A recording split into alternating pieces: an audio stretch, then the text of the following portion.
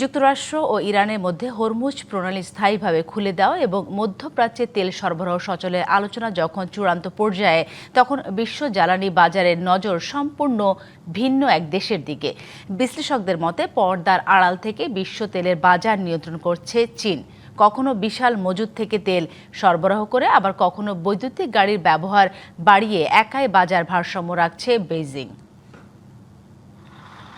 Iran যুদ্ধের কারণে বন্ধ ছিল বিশ্ব বাণিজ্যের অন্যতম ধমনী হরমুজ প্রণালী। ধারণা করা হচ্ছিল ইতিহাসের সবচেয়ে বড় এই জ্বালানি সংকটে তেলের দাম প্রতি ব্যারেলে ছুঁতে পারে $200। তবে তেলের দাম বাড়লেও তা ছিল নিয়ন্ত্রিত। সোমবার বৈশ্বিক বেঞ্চমার্ক ব্রেন্ট ক্রুডের দাম ব্যারেল প্রতি $78 নিচে নেমে এসেছে। আর এই সমীকরণের পেছনে অদৃশ্য হাত হিসেবে কাজ করেছে বিশ্বের দ্বিতীয় বৃহত্তম তেল আমদানিকারক দেশ চীন। আন্তর্জাতিক বিশ্লেষকদের মতে যুদ্ধ শুরুর আগেই সস্তায় রাশিয়া ও ইরান থেকে তেল কিনে নিজেদের ভান্ডার সমৃদ্ধ করে রেখেছিল বেইজিং। বাজার অস্থির হতেই মে মাস থেকে সেই মজুদ ছাড়তে শুরু করে তারা। এতদিন চীন আন্তর্জাতিক বাজার থেকে তেল কিনে দামের একটা সীমা নির্ধারণ করে দিত, কিন্তু এই বছর সেই চিত্র সম্পূর্ণ উল্টে গেছে। তারা এখন নিজেদের মজুদ ব্যবহার করে বাজারকে স্থিতিশীল রাখছে।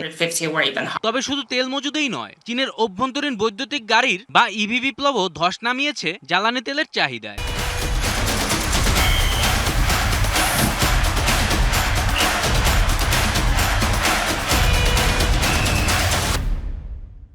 বর্তমানে চীনের বিক্রি হওয়া দুটি গাড়ির একটি নবায়নযোগ্য শক্তির গাড়ি। আন্তর্জাতিক জ্বালানি সংস্থার মতে এই ইভি বিপ্লবের কারণেই দৈনিক 10 লাখ ব্যারেল তেলের চাহিদা কমিয়েছে বেইজিং। এছাড়া নবায়নযোগ্য জ্বালানি খাতেও সামনের কাতারে আছে এশিয়ার পরাশক্তি দেশটি। এদিকে হরমুজ প্রণালী দ্রুত খুলে গেলে উল্টো বাজারে তেলের অতি সরবরাহ দেখা দিতে পারে বলে সতর্ক করেছে আইইএ। আন্তর্জাতিক বাজারে হুট করে দৈনিক প্রায় 10 কোটি ব্যারেল আটকে থাকা তেল প্রবেশ করলে পরিস্থিতি কি হবে তা নিয়েও চলছে জল্পনা কল্পনা।